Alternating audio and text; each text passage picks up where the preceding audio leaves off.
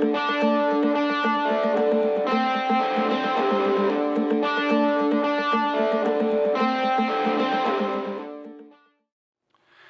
we're going to answer the most asked question that I get on a daily basis here at Par for Success, and that is, what should I do when I get to the golf course to make sure that I'm hitting the ball further, that I'm not going to get hurt, and that I play my absolute best? The answer to that is having a proper pre-round warm-up, and it actually starts before you ever get to the course, but in order to try to keep this video less than an hour, we're going to just chat about what to do when you actually get to the golf course. We're going to go through a little demonstration of 5 simple warm-up exercises that you can do when you get there. Prior to getting to the golf course, you should need to check out some of the other videos that talk about some of the myofascial work like foam rolling, as well as if you'd like to work how a lot of the tour pros work in terms of getting some activation exercise with some light bands. They do a lot of that in the trailer before they tee off. There's other great videos that we have in the library for you to check out. The purpose of today's video, though, is to talk about, we're just going to assume that we did all of that. We're at the golf course. What do we need to do? Before we dive into that, the question we need to answer is why? Why do we need to do this? How is this going to help my golf game? And the fact is, there's actually a lot of research out there that's pretty cool supporting the type of warm-up that we want to do and why. There was a cool study that was done that took a look at 2 groups of golfers. One group did myofascial work, that did a dynamic warm-up, which is what we're going to talk about today. They actually saw a 6% increase relative to their distance and power output as compared to when they did nothing prior to hitting golf balls. The other group, they actually just did static stretching. So they held a stretch for 10, 30 seconds, and that was all they did before they hit golf balls. They actually saw a 5% decrease relative to when they did nothing.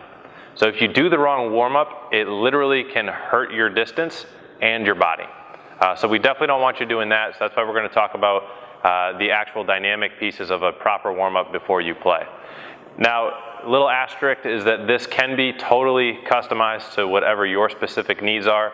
This is a general recommended warm-up that is going to cover all the major areas of rotation that you're going to need to be able to be successful. So without enough talking here, without further ado, let's jump into what we're going to go through. So the first is going to be just a dynamic leg swing. So we're going to start from the ground up, warming up our hip. We can use our golf club here for balance. We're just swinging our leg back and forth, getting it up as high as you can. If you want to work on your balance at the same time, lose the golf club and just try to work on balance. So you're working on hip stability in this leg up through here. So you're going to go forward and back, and then you're also going to come across, trying to loosen up the hip in both directions. Generally, I would do about 10 swings, front and back, both legs, side to side, both legs. Honestly, though, just do as many as you need to do until you feel loose. If it's 90 degrees out, you won't need as many as if it's 45 degrees out. Okay. This next step, next exercise we're going to go into is going to be for the thoracic spine. So we just did hips. We're going to grab a chair. Most ranges will have a chair somewhere around or a bench. So you're going to be sitting in the bench. You can use your golf club behind. We're just going to do a simple twist and tilt, hips and knees together to really isolate the thoracic spine. You can rotate either back towards the way you're rotating or towards the way that you're away from your rotation. Either way, after you rotate, you should be able to rotate a little bit more, opening up a little bit of thoracic rotation. Okay, so you're going to do that 3 times, both sides. So at this point now we've opened up our hips, we've opened up our thoracic spine. We're going to go back into standing, and we're going to isolate a little bit of hip internal rotation, which is for a right-handed golfer, when you're coming through, you need internal rotation to follow through. For a right or left-handed player, when you take your turn back, obviously a left-handed player, that'll be your left leg, and a right-handed player is your right leg. Your ability to load into that right leg, you need internal rotation there as well. Okay, so we're going to do what's called a stork turn. So foot is behind the ankle, rotating the knee back and forth. We're going to try to keep our torso straight forward. So we're working on separation of the hips moving without the upper body, as well as dynamically warming up the leg bone here is called your femur. We're getting the hips sitting on the femur and it's rotating around just like how it would work in the actual golf swing when you're swinging. So we have 3 exercises so far, guys. We have leg swings, forward and back, and side to side. We have sitting down, twist and tilt, and we have stork turns, both sides. Like I said, everything, about 10 each side, but go with what you feel really loosens you up. The second to last one that we'll go through is a bit more of a dynamic one.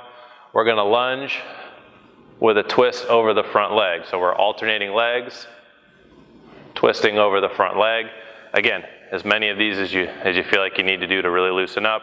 We're getting the total body involved, trying to increase our internal temperature, which increases the ability for the muscles to contract at a much strong capacity at a much faster rate, and also decreases your risk of getting injured. The final one we're going to do is just a total rotation. So club over the feet, rotating. We're going to actually pivot off. If you see my feet, as I pivot, if I come right, I pivot off my left foot. I come left, I pivot off that back foot.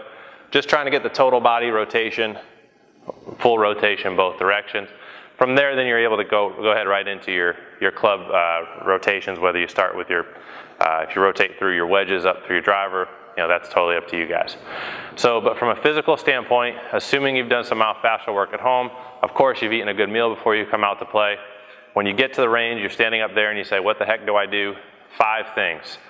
Leg swings front and back, side to side, sitting down, find a bench, you got twist and tilt. Okay, try to keep the knees together as best you can to really isolate that thoracic spine. You got stork turns, so you're rotating side to side, really trying to clear that hip around, keeping separation between upper and lower body. You have lunge with a rotation. You can do this walking up and down the range. You could do it in one spot, just stepping back just like I did. And then finally you have your total rotations, kind of putting it all together, trying to get your whole body moving through. Okay, so 5 simple exercises there. If you do nothing else before you play, do that and you're going to be swinging faster, playing better, and hurting less.